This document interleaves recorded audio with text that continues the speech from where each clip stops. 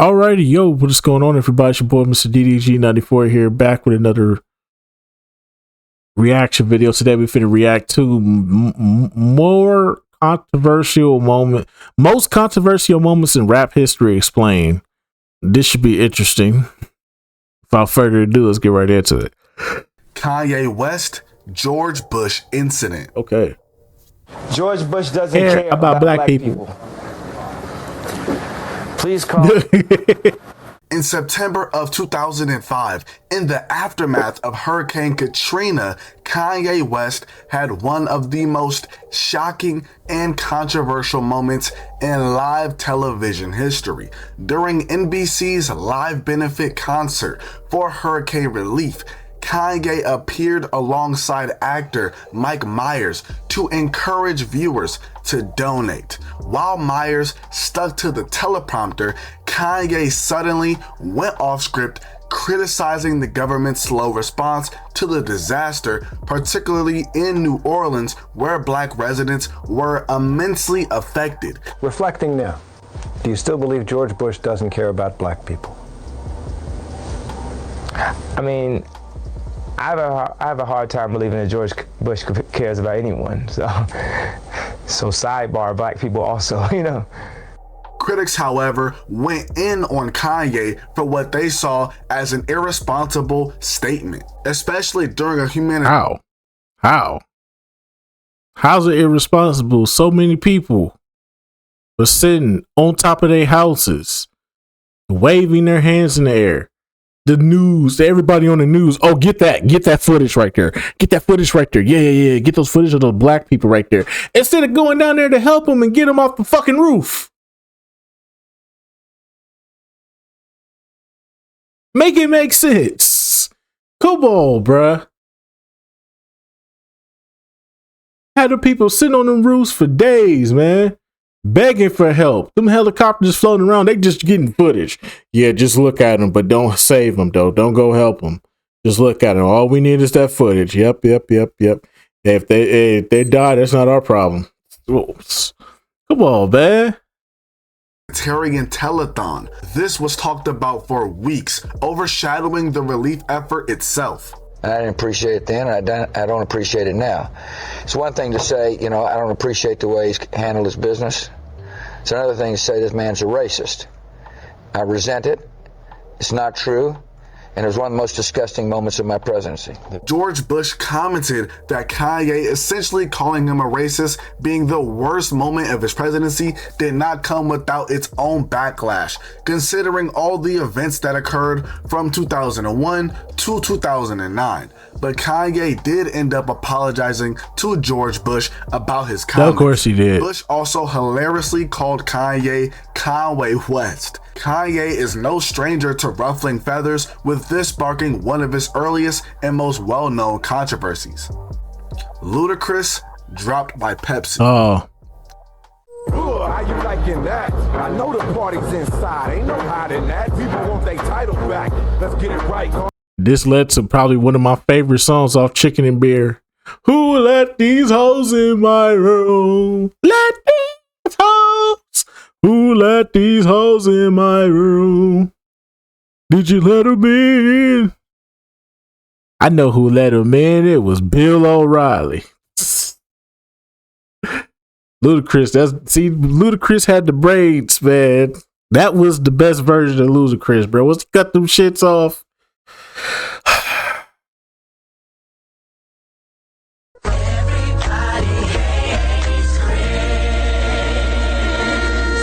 Once he cut them braids off, that was it, bro. He should have stuck with the braids. He should have stuck to his roots, man. Your crew get the Pepsi and about to grab the mic, but it's let's bounce. Ain't nothing going on down here. In August of 2002, Bill O'Reilly blasted Pepsi for hiring Ludacris, calling him immoral and a bad influence on kids. On his show, The O'Reilly Factor, he urged viewers. The irony, considering what Bill O'Reilly would, the allegations against Bill O'Reilly these days, the irony, right? to protest, as he cited songs like Move B and What's Your Fantasy as being degrading towards women, specifically the song Area Codes. In different area codes. Bill even mentioned that Ludacris can be seen as more vile than Eminem is, which is absolutely insane. That's crazy. A Pepsi spokesperson defended Ludacris as a popular artist with broad teen appeal, saying that his ads conveyed only fun and optimism. Journalist Leon Winter pushed back, arguing Pepsi wasn't promoting Luda's music, but simply using him in marketing. O'Reilly disagreed, insisting Pepsi was legitimizing someone he viewed as degrading and harmful, and urged Americans to fight back. The very next day, Pepsi dropped Ludacris. And by the way, we applaud Pepsi Cola for admitting their mistake so quickly. That mayonnaise, bro. That mayonnaise. What they put on your sandwich? Too much goddamn mayonnaise.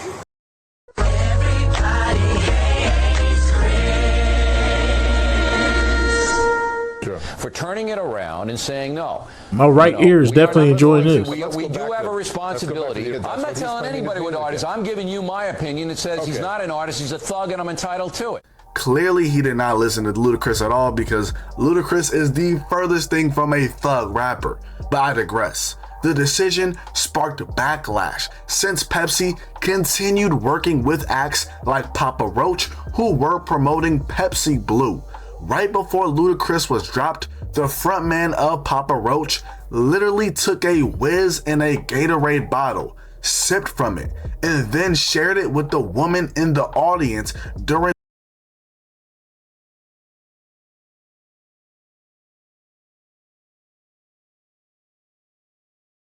Hey yo, what the fuck? Hey yo, what the fuck?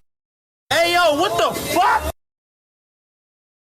Delete all that shit! Delete all that shit! That's playing with you, piggy! You nasty motherfucker. You nasty motherfucker. Nasty bitch, nasty bitch, nasty bitch, nasty bitch. one of their performances. Not long after, Pepsi hired Ozzy Osbourne, who the nigga who be eating bat heads and drinking blood and promoting that satanic bullshit. recently passed, so RIP, but he was no stranger to controversy himself. This led to Russell Simmons and the Hip Hop Summit Action Network to accuse Pepsi of hypocrisy. A boycott soon forced Pepsi to pledge $3 million to charity through the Ludacris Foundation. Ludacris fired back at Bill O'Reilly in songs like Blow It Out and Number One Spot. Respected highly. Hi, Mr. O'Reilly. Hope all is well. Kiss the plaintiff and the wifey. Ironically, just months after that diss, O'Reilly quietly settled a $9 million SH case. Years later, in 2017, he was forced to resign from Fox News after multiple new allegations and paying 7 figures in settlements. So who's the real thug? Who's the real criminal here? Who's the real criminal here? What they put on your sandwich? Too much goddamn mayonnaise. Listening to a man that's out here harassing the women. Out here messing with the women's and harassing them and making them do things that they don't want to do against their will versus somebody who just be rapping.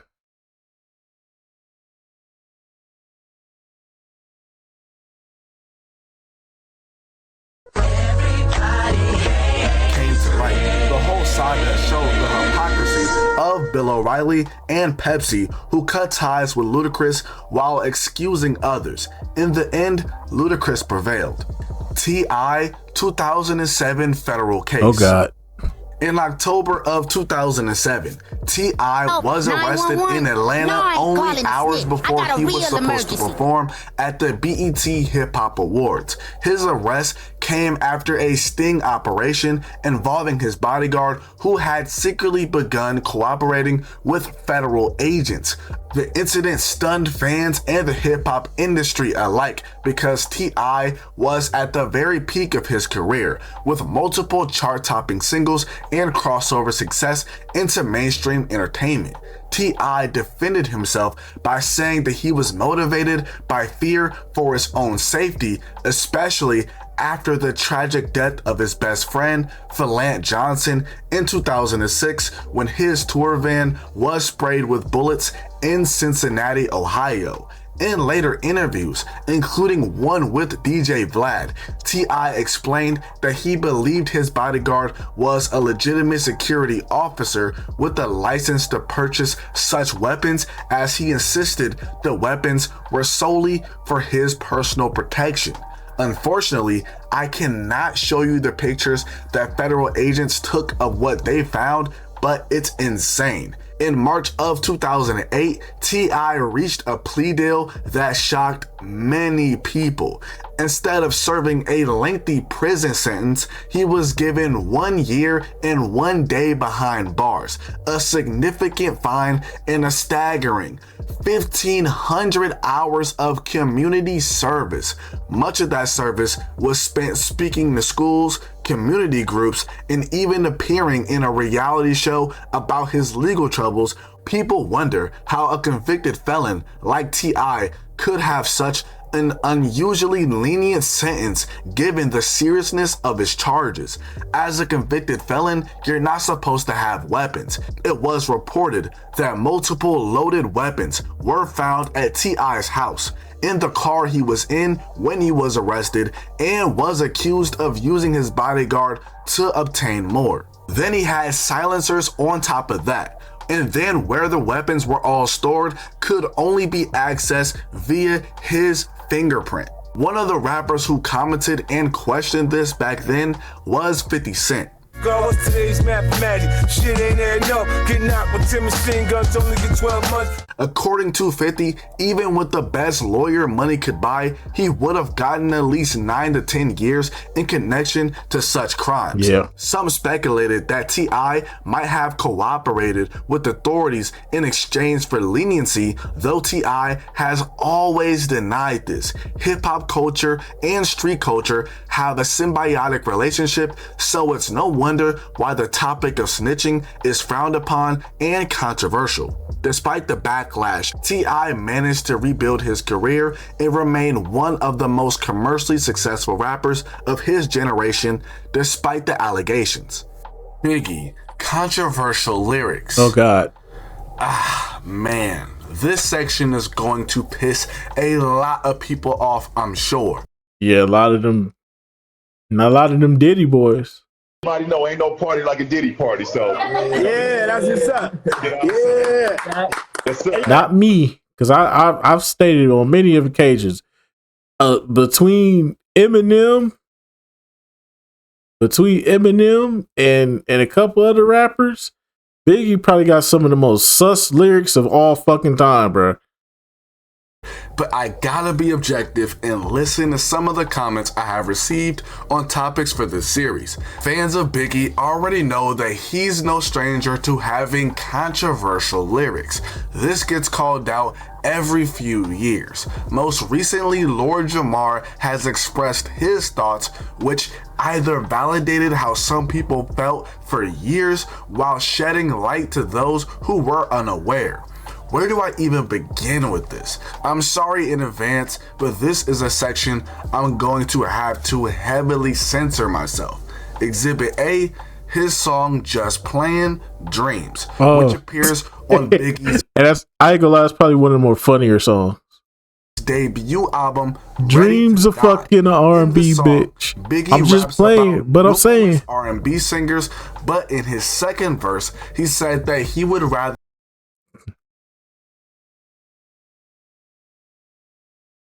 this nigga said he'd rather get with RuPaul before he messed with the Escape. Which Escape wasn't really that bad, man. You got Candy Burrs up in there. Candy Burrs is a baddie, bro. What y'all talking about, bro? Y'all sleeping on Candy Burrs, bro. I mean, can't be disrespecting my black queens like that now. Shout out to Candy Burrs. Lay your body down and let me touch your body. Shout out to Candy Birds. To sleep with RuPaul, a famous drag queen, before any members of the army What the fuck? escape. Buddy was tripping. Biggie was tripping on that one. Hey, yo. Yeah, that nigga be hanging around Diddy a little too much that nigga was hanging around Diddy too much, bro. Everybody know ain't no party like a Diddy party, so. Yeah, that's what's up. Yeah. Yes, sir.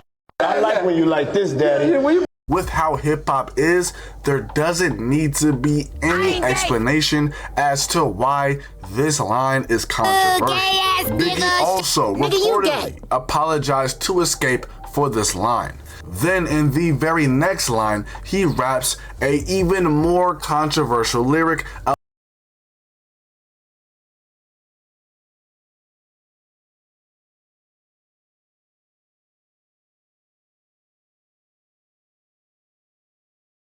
Nigga, did you say Raven Simone? Nigga, Raven Simone was a teenager around this time. Sir, what was this nigga? Hey, yo. I don't remember that line. Hold up. That nigga. Hey, yo.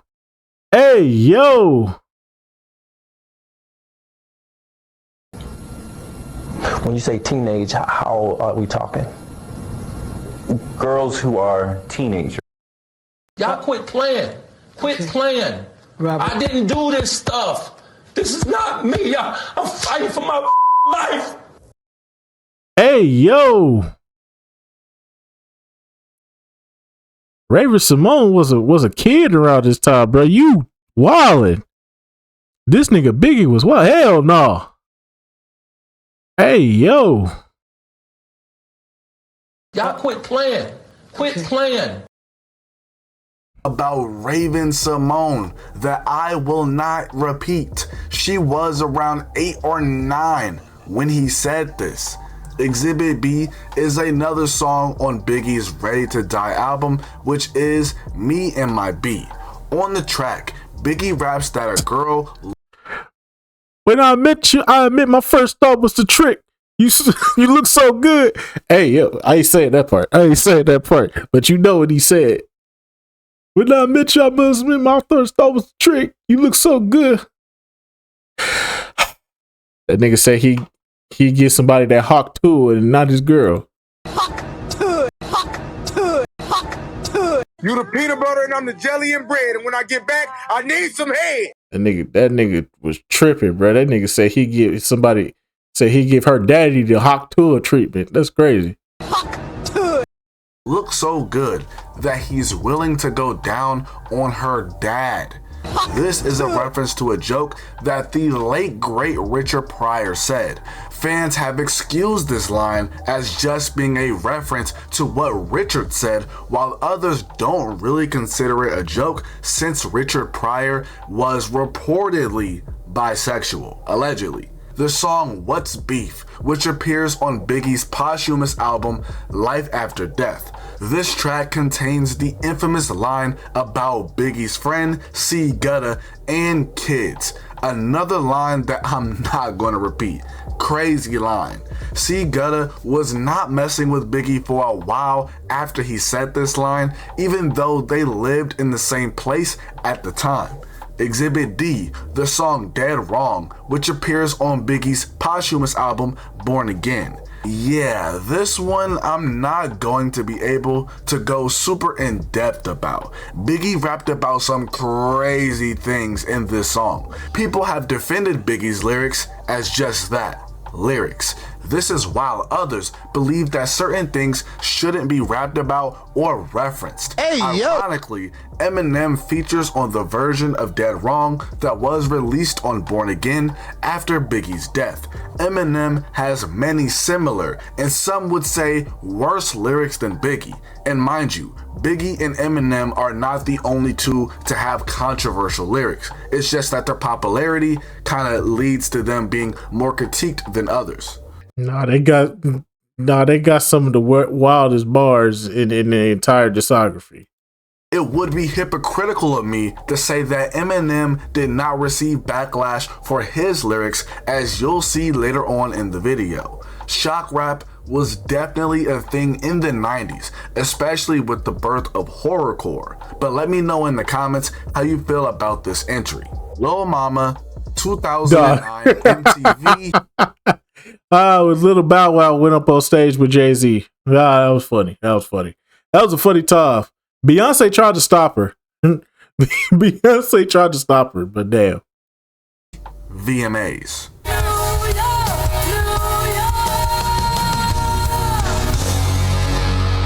The 2009 MTV VMAs was truly a night for controversy and probably a night that Beyonce tried to save that girl. When Beyonce trying to save you, you know you about to do something stupid. When Beyonce of all people was trying to save you, even she was concerned for you, and you still took your big head ass on that stage and damn. Just wants to forget about. In part 1, I explained Kanye interrupting Taylor Swift, which is the most talked about. That's probably why this VMAs is probably the most goated VMAs of all time. This is the most goated VMAs of all time. Lil Mama going on stage. Lil Mama going on stage. Kanye in the Taylor Swift incident. This the greatest VMAs of all time, bro. Story of that night. I knew about what Lil Mama did, but had no clue that what she did occurred on this same exact night. Essentially, what happened is that Jay-Z and Alicia Keys were on stage performing their song Empire State of Mind. Things were going according to plan until Lil Mama decided to join the two on stage during the final moments of the performance. As she was walking on stage, she tried to get Beyonce to come with, but Beyonce declined. Lil Mama appearing on stage was completely unplanned and caught everyone off guard. According to Alicia Keys, she did not see Lil Mama at all while performing. Jay-Z did not really have the chance to block out Lil Mama as she looked him directly in his eyes. He also gave her a tap to kind of shoo her away, but this did not stop anything. He was very visibly upset by the whole situation. Lil Mama hopping on stage confused the audience because they couldn't tell if it was a part of the show or another interruption. Afterward, Lil Mama explained that she was caught up in the energy of the performance and her pride of representing New York. Though Lil Mama did not mean any disrespect, many felt that her actions overshadowed the performance, leading her to be heavily criticized in the media. Like I said, this moment largely gets overshadowed by what Kanye did the same exact night, but many feel that this moment led to Lil Mama being blackballed in the music industry. People You think? Of course, but then again, who the fuck was listening to Lil Mama after Lip Gloss? Like, real talk, who the fuck was listening to Lil Mama after Lip Gloss? She was a one-hit wonder, will always remain a one-hit wonder. Fuck out of here. Nobody was listening to... I'm gonna tell you right now, nobody was checking for Lil Mama after Lip Gloss, bro. We was good on Lil Mama after Lip Gloss. You the lip gloss girl. That's what you gonna forever be known as, the lip gloss girl. Now, from an acting perspective, maybe she got into acting a little bit more. Maybe she could still be relevant. But as far as the music going, nobody checking for you, Chief. Her career was never the same after this. Lil Wayne Birdman kiss. Oh, man. Around 2006, a picture of Birdman kissing Lil Wayne on the lips surfaced online, which became one of the most talked about controversies in hip-hop during the mid-2000s. The photo showed Birdman and his protege in a moment that many fans found confusing and uncomfortable. Birdman has defended kissing Lil Wayne on the lips, referring to it as a gesture of fatherly love. Hey, yo, what the fuck? Is because Birdman took on a father figure role after Lil Wayne's stepfather died. In interviews, Birdman has said, "That's my son, I raised him, I love him, I die for him." Despite this explanation, many fans and fellow rappers continue to clown the situation.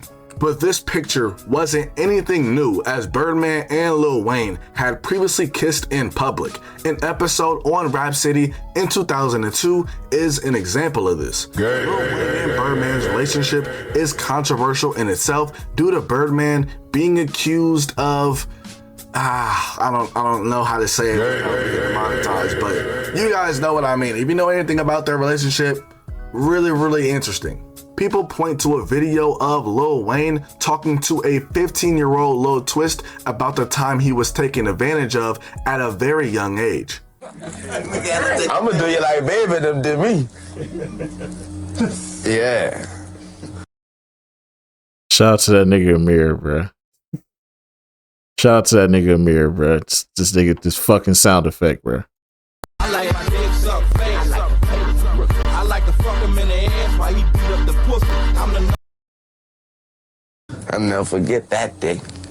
Yeah, no, they was all in the kitchen. I was scared. It was cool. The controversy had lasting effects on how both Birdman and Lil Wayne were perceived. While it did not do it for me, Gladys, playboy. I do it for me, Gladys. Opened them up to ridicule. Diddy RICO case. I like my dick suck face. In late 2024, I like to fuck him in the ass. indicted and charged in a 3-count indictment. Prosecutors alleged that Diddy used his music empire, including his businesses and staff. Diddy pleaded not guilty to all charges and remained in federal custody after multiple bail requests were denied. His trial started in May and lasted roughly 7 weeks, with prosecutors presenting a lengthy case supported by 34 witnesses. The most highly publicized testimony came from his ex-girlfriend, Cassie, who described coerced freak-off parties. Despite this, Diddy's defense team argued that his relationships were personal and consensual. This was key to dismantling the RICO and trafficking allegations. In July, on the 3rd day of deliberations, Diddy was found not guilty of 1 count of racketeering conspiracy and 2 counts of trafficking by force, fraud, or coercion. However, he was found guilty of 2 counts of transportation to engage in prostitution. This stunned many, as Diddy was acquitted of the more serious charges that he was facing. He remains in custody pending sentencing, which is scheduled to take place next month in October. Diddy's partial acquittal. And when this take place, that nigga locked up. That nigga got to do his time. Can't do the time, don't do the crime. I know he ain't that motherfucker going crazy. Is looked at as controversial because it highlights the contrast between public perception and the high standard of proof required in criminal court. Beyond a reasonable doubt is the legal burden of proof required for a criminal conviction. Many people felt that the testimony, especially from Cassie and other women, painted a disturbing picture of Diddy's alleged actions. However, jurors concluded that the prosecutors failed to prove beyond a reasonable doubt that Diddy's behavior fit the strict legal definition of racketeering or trafficking. The government overreaching is something that many people felt regarding the case as to why it went the way that it did. Race was another issue that was brought up during the trial, with people believing that Diddy was being targeted. This is because people feel that other high-profile individuals go unpunished for similar conduct that to be fair, Diddy probably got some shit on niggas that we just don't know about. And they thought they was gonna get it out of him. He probably got some shit on some niggas that he probably try to get it out of him. And that's why he probably going through all this shit right now. Until they find what they looking for, that nigga locked up. They gonna find what they looking for. Diddy got something on somebody that, yeah, it's gotta be, bro. Diddy got something on somebody, bro, and they trying to get it off of him. They're like, I ain't finna keep letting this nigga hold this over my head and shit. He ain't finna be blackballing me. He ain't finna be blackmailing me. Fuck that. I'm gonna get that shit. It's gotta be, bro, at this point. Diddy was accused of. Because what is he in jail for? 2014 Grammy Awards. At the 2014 Grammy Awards, Macklemore and Ryan Lewis won Best Rap Album for The Heist, beating out heavyweights like Kendrick Lamar's Good Kid, Mad City, Drake's Hear Nothing me, Was the hear me Same, good, nigga. I'm here to Kanye double West, down. Yeezus, That shit is and a Jay-Z's two-pack of Magna ass. Carta Holy Grail. The fuck are you The talking about? That decision shit sparked stinks. immediate backlash as many fans, critics, and fellow artists felt Kendrick's album was not only the best rap project of that year, but one of the greatest in rap history. This is the hypocrisy with the Grammys, though. In 1 year, you give Michael Jackson every fucking award. The next time he puts out a banger album that's a certified bop, certified classic, it's the top selling album of the year again. You give him nothing and you give everything to everybody else because you want to keep it authentic and keep it real, and you don't want the Grammys to turn into a popularity contest, right?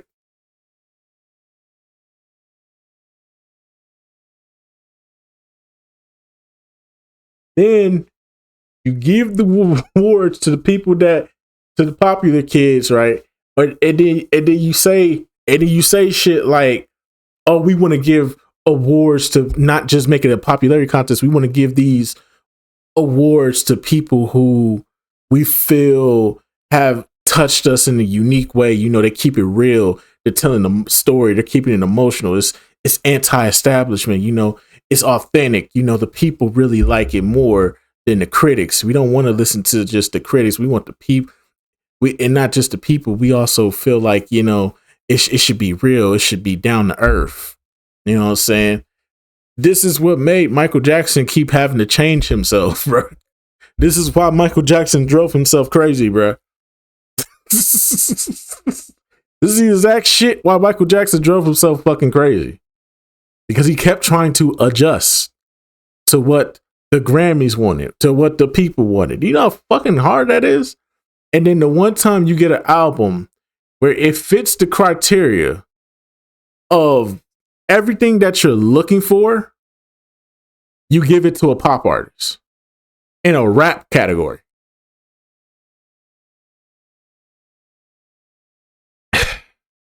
This is the hypocrisy of the Grammys, bro.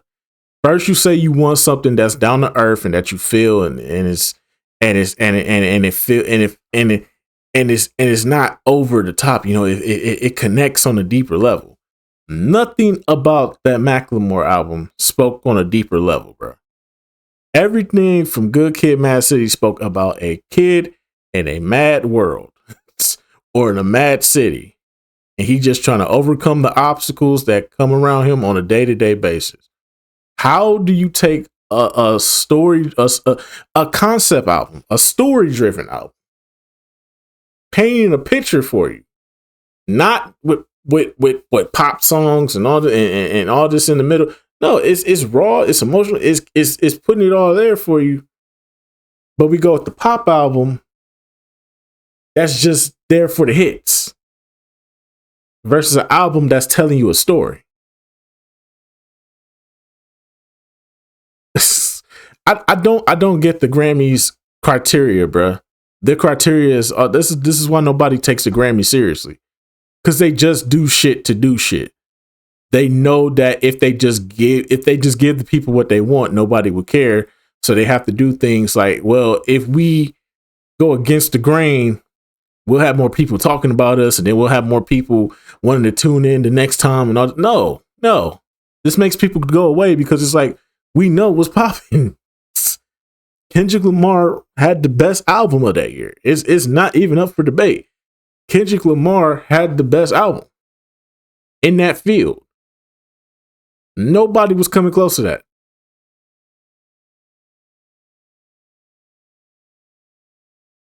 Kendrick Lamar had the best album in that field, but you gave it to the pop star, which would be Macklemore.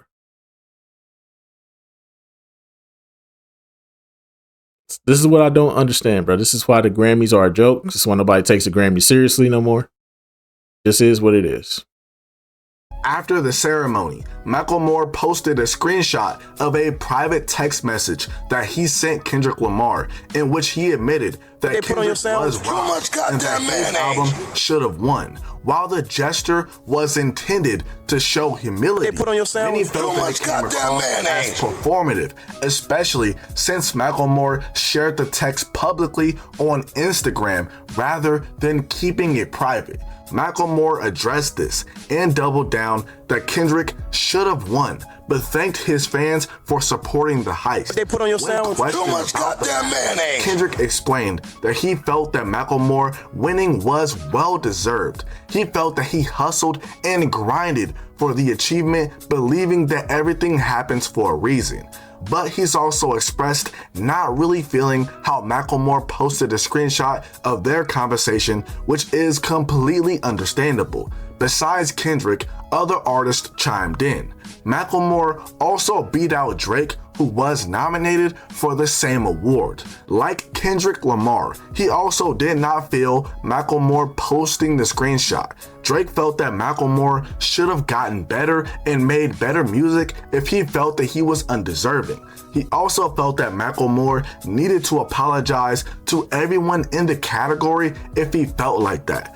Aside from makes no Best Rap sense. Album, Macklemore also won Grammys for Best Rap Song and Best Rap Performance. He nearly swept all of the rap categories that year if it wasn't for Jay-Z and Justin Timberlake winning Best Rap Song Collaboration, an award that Macklemore wasn't even nominated for. Many people feel that the backlash that Macklemore received from the Grammys in 2014 negatively affected his career, as he would never achieve the same level of success as he did with The Heist. Eminem, 2001 Grammys performance. It reminds me that it's not so bad, not so bad. In 2001, Eminem was under heavy scrutiny for his lyrics against the LGBTQIA+ community. His 2000 album, the Marshall Mathers LP, had exploded in popularity, but also drew massive backlash. Advocacy groups like GLAAD accused him of spreading homophobia and misogyny with his lyrics. Protests were staged outside the Grammy Awards, with demonstrators demanding the Recording Academy to cut ties with him despite his commercial success. The Grammys, however, not only nominated Eminem for multiple awards, including Album of the Year, but also gave him a performance slot. People worried that the Academy was endorsing his controversial messages. That's why it shocked everyone when Eminem chose to perform his hit Stan, not solo, but alongside Elton John, one of the world's most famous openly gay artists. GLAAD blasted Elton John for performing with Eminem. The performance was really well done, and it ended with the two hugging on stage.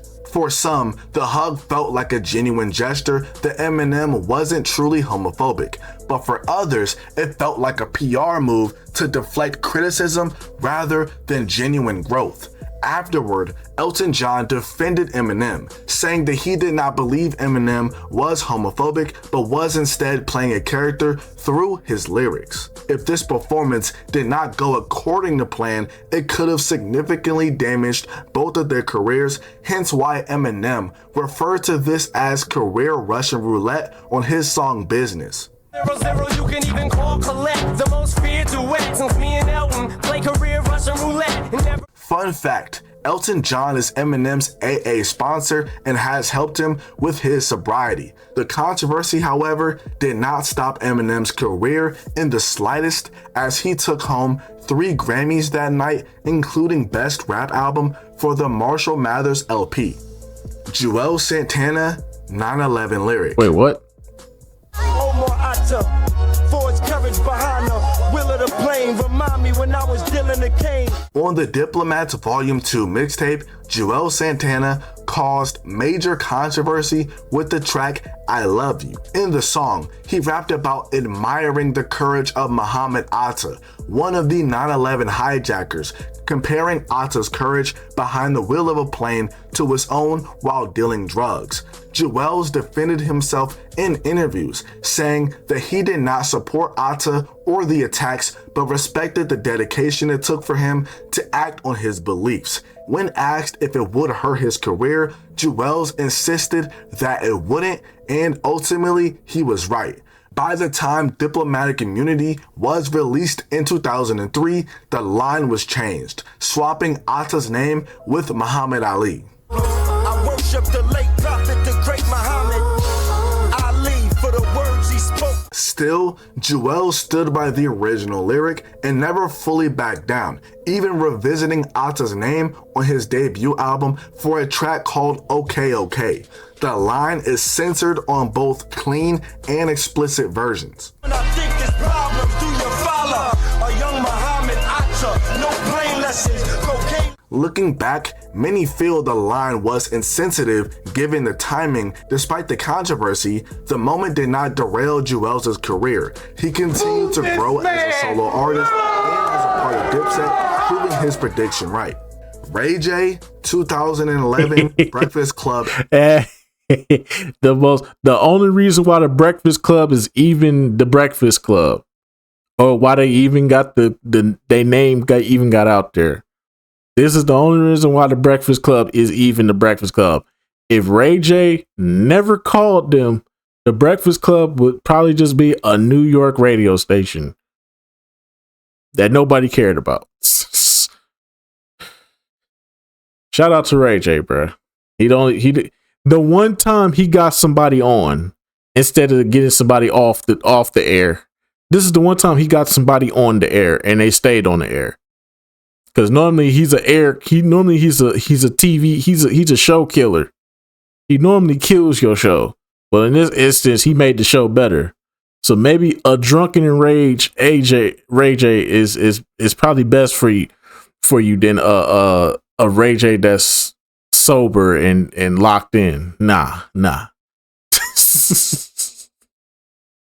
Yo, Charlemagne's we live. Yo, I got an indoor pool and outdoor pool. You know what's going down? I'm with the money team. This nigga. Oh my God, bro. Hey, shout out to Ray J, bro. Interview. When you want to disrespect me and the money team, and we got 7 Rolls Royces outside, and we just made 350 racks on the... Don't disrespect me. I'm going to smack you up again, fool. This is the clip that's your shit. One of the most controversial and hilarious interviews in rap history. In 2011, Ray J hopped on The Breakfast Club and let loose on Fabulous. It all started when Fabulous tweeted about Ray J doing a concert in Floyd Mayweather's living room. This was filmed during the show 24/7 in preparation for Floyd's fight an indoor with pool Victor Ortiz. and an outdoor pool. Fab's comments about this performance led to an altercation between the two.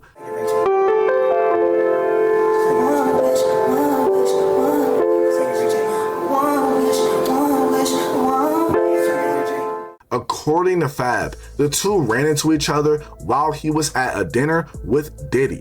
Things were cordial, but later that nigga was actually partying with Diddy and told him that Ray J was now tripping about the situation. Ray and Fab ended up being in a scuffle, which Ray J claimed that he put hands on Fab, which Fab replied and that the situation did not go down like Ray J's exaggerated over-the-top story. He called me, I let that nigga borrow my Lamborghini for his video in LA. That's my word, ask Clue. Hey, I let him borrow my Lamborghini, I let him drop my top. Hey yo, what you mean by that? They were live. Then he said that he would not curse, only for him to immediately start cursing throughout the whole interview. Aside from the constant cursing on the radio, which is a huge no-no, the most controversial part of the interview was when Ray J said that he would get his homies, who likes homies, to R-word Fabulous. Yeah, this was going way too far. And thankfully, the situation was resolved between the two. Ray J has gone on to express his regret of the whole situation, saying that he was going through a lot at the time. This interview led the Breakfast Club to explode in popularity and become the show that it is today. Rick Ross, Officer Ricky. In 2008, Rick Ross faced a major controversy when photos surfaced showing him working as a correctional officer in Florida during the mid-1990s at the South Florida Reception Center in Dade County. This information came from the Smoking Gun, who obtained employment records confirming that Rick Ross had served in law enforcement before his rap career. He served for 18 months, starting in December of 1995. Damn. This completely went against the image that Rick Ross had built in hip-hop, where he presented himself as a drug kingpin and hustler inspired by the real-life free. Nigga makes his whole career off of niggas that he had to walk to the shower and shit. Nigga had to walk them to the shower and then hear their stories and shit. This nigga took all them stories, put them all in one rap, and created a whole rap career out of it. That's crazy. Freeway Rick Ross. At first, the rapper Rick Ross strongly denied the allegations. However, as more evidence came out, it became impossible to deny, which led to him eventually coming clean. Rick Ross, being a former correctional officer, was seen as almost career-ending. Rivals like 50 Cent used the scandal against him, making it a central theme in their feud. Officer Ricky, radio for backup. See ass anyway, you know I'm gonna act up. Surprisingly though, these allegations never really slowed down Rick Ross's career. He kept on dropping hit after hit after hit and went on to have a very successful record label. He had no choice. ODB, 1998, Grammys, Interruption. Wu-Tang is for the kids. But when it comes to the children, Wu-Tang is for the children. We teach the children. You know what I mean? Puffy is good, but Wu-Tang is the best, okay?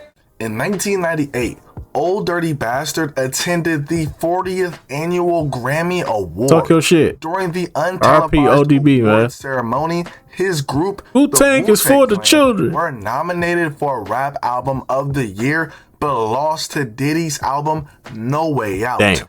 This did not sit well with ODB, as he just bought a brand new suit and expected to win.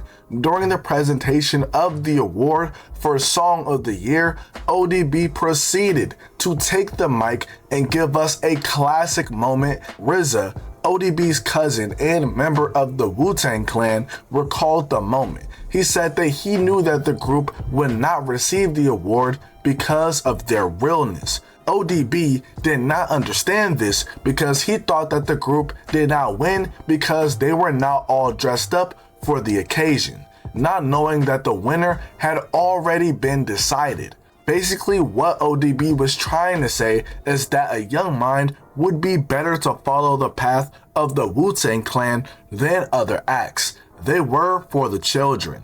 I mean literally, because not that long before this, ODB heroically, to be fair, nobody trying to follow Diddy these days. Was run over. I don't know, niggas probably still do. Was one of the people who helped to lift the car after the girl was trapped underneath.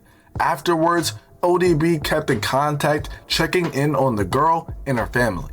Mase, Pastor Mase. As Mase is retired from the rap game. Gotta do what make me happy. You know, a lot of people gonna say I'm crazy, I'm leaving money behind and a lot of things. But it's just, you know, how I feel in my heart. Once God puts something in your heart, you know, God talks to everybody different. So you say you don't want to make any more albums? I don't want to make no records. I don't want to rap on no records, and I don't want to... Wasn't getting paid for him. Shit, I wouldn't rap either. Mase's decision to leave rap in 1999 at the height of his career to become a pastor was highly controversial for several reasons. I wasn't getting, but it wasn't getting paid. One of Bad Boy's biggest stars, fresh off of the success of his debut album Harlem World, which spawned multiple successful singles and went quadruple platinum by the end of 1999. For fans in the industry, his sudden announcement came as a complete shock, especially since he was walking away from fame, money, and a promising career while still in his prime. When he made the announcement, he quite literally had an album on the way, which was Double Up. It was released in June of 1999 and peaked at number 11 on the Billboard 200, selling 107,000 copies in its first week. Double Up is widely considered to be a step back compared to Harlem World. Many questioned why Mase would abandon rap just as he was cementing his place in hip-hop history. The controversy also came from the nature of his departure.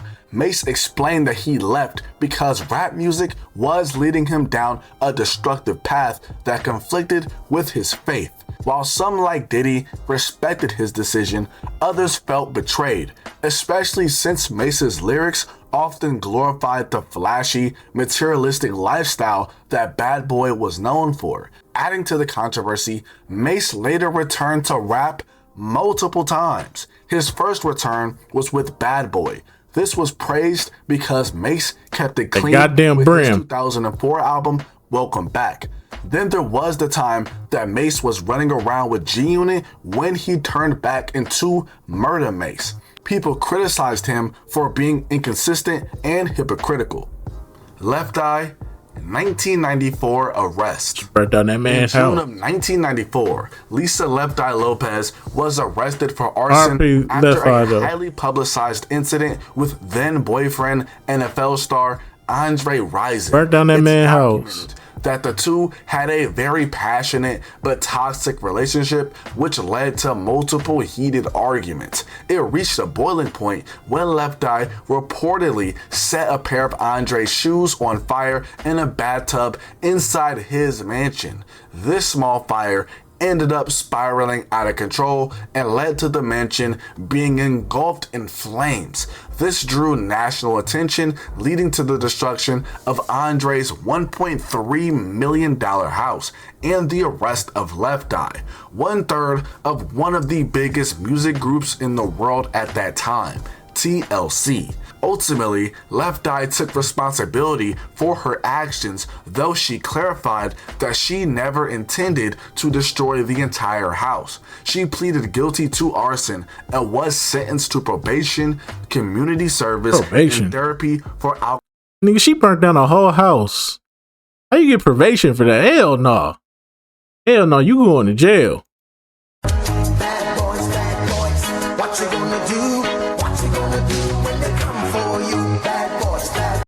You going to jail. Hey, fuck that. Fuck that probation shit. You going to jail. You burnt down my whole fucking house. $1.3 million?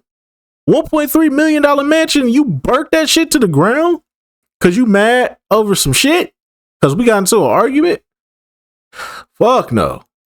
Alcohol abuse. Andre and Left Eye stayed together after the incident. They continued to have a on and off again relationship, with the two eventually getting engaged in 2001 before shortly calling it off.